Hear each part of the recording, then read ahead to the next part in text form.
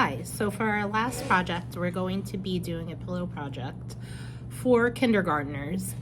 So you're going to have them do a short questionnaire, which I posted on the written instructions, and they're going to color the type of template that they want you to do, and it's going to be a tooth fairy pillow. So there's two templates that I attached. So one of them is a superhero template. This was sewn on a sewing machine, as you can see, but we're going to use the same running stitch for the mask and a couple stitches to sew on the felt eyes. And then we're going to use an overcast stitch, which I'll show you in the ballerina pillow, that to go all around the whole four sides of the pillow. And your pillow that you will be making will also be made of felt, along with the tooth template and the mask.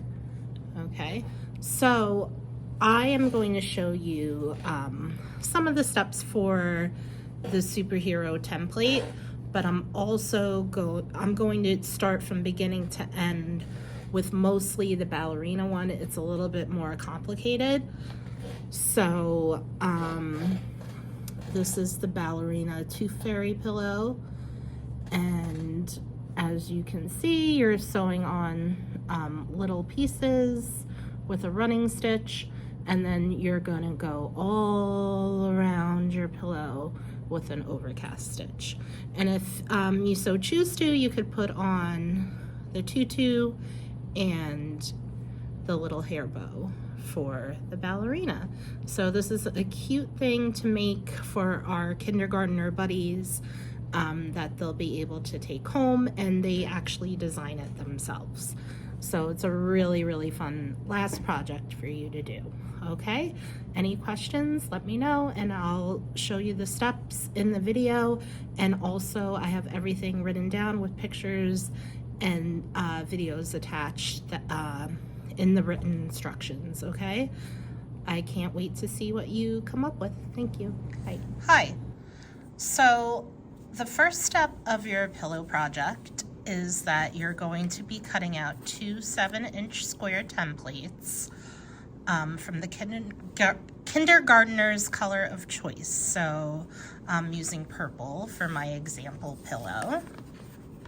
Okay, I'm going to be making one pillow. I'm going to be doing the ballerina pillow, but I'll show you the steps for both the superhero and the ballerina. They're pretty similar. Next, you will be cutting out a tooth template.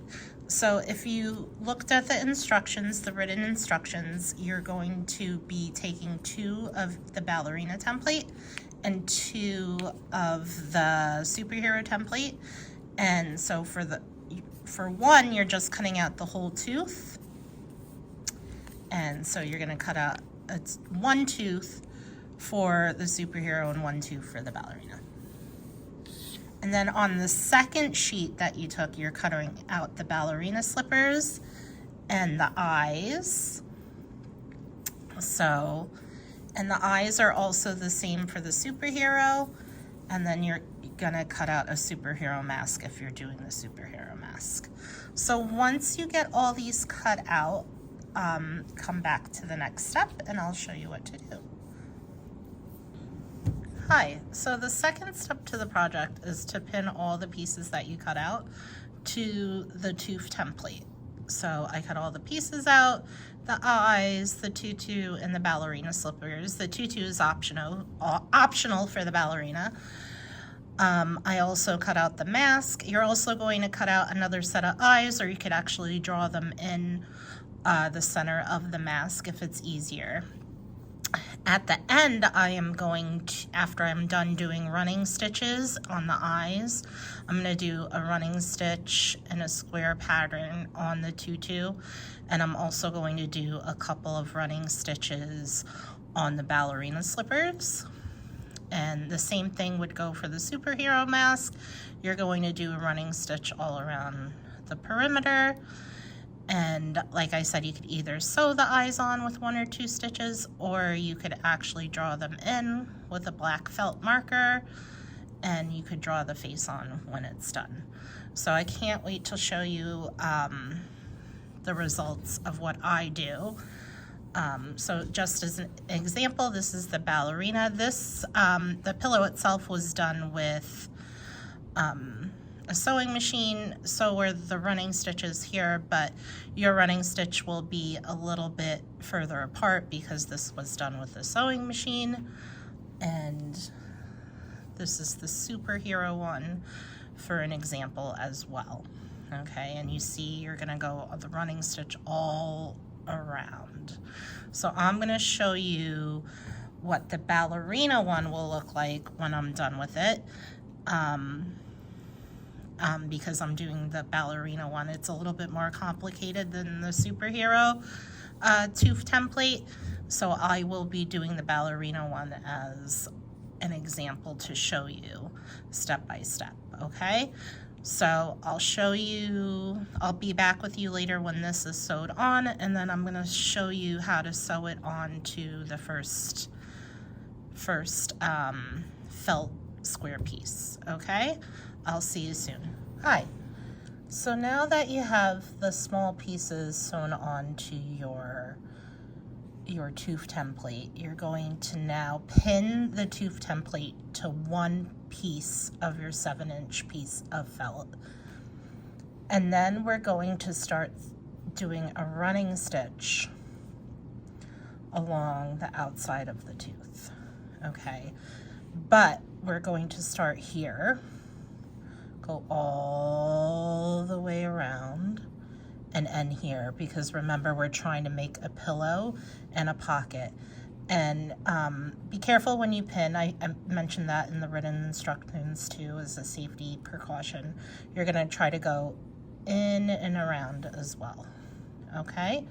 So again, you're gonna start from the back, at about up here. You're gonna start up here, and then you're going to do a running stitch all the way around, and you're gonna end here, okay? So I'll meet you at the next step, okay? And if you're doing the superhero template, this is what the superhero mask and the eyes should look on the tooth template, okay? So I'll meet you back at the next step. Talk to you soon. Bye. Hi.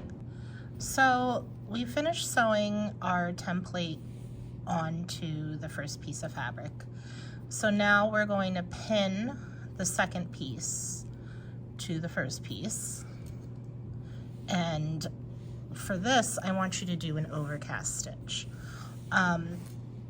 I think it'd be a challenge for people that need a little bit more ahead of the game, but it's also a good modification for people that are having trouble with the blanket stitch. It's a little bit of an easier stitch. The only challenging part about the overcast stitch is to keep the same distance or the same depth throughout the stitch. So what I'm going to do is I'm going to start my stitch off at the top. I'm going to go in between the 2 layers for now, and then I'm going to pull it through, and the overcast stitch is just simply going over. You're going to go through the back now, space it out a little bit,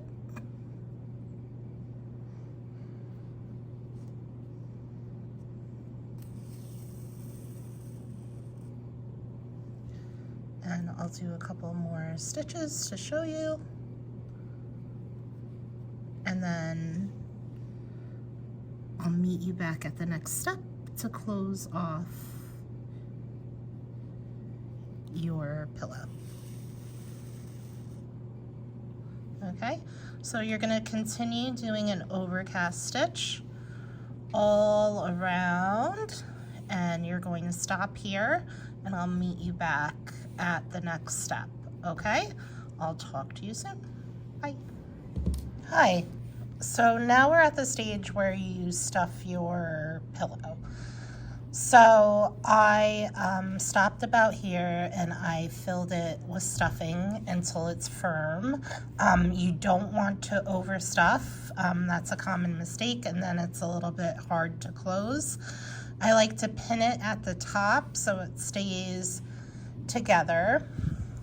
And then you are just going to continue closing with the overcast stitch,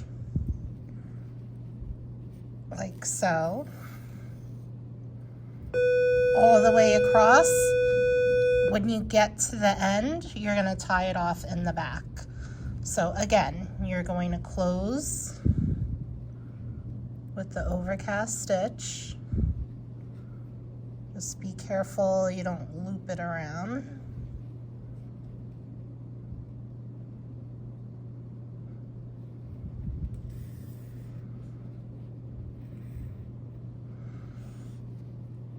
And then you're going to continue to go all the way across and then tie it off in the back right here. Okay, and I'll show you the finished product. Okay, and you'll see the finished product actually in the beginning of this video.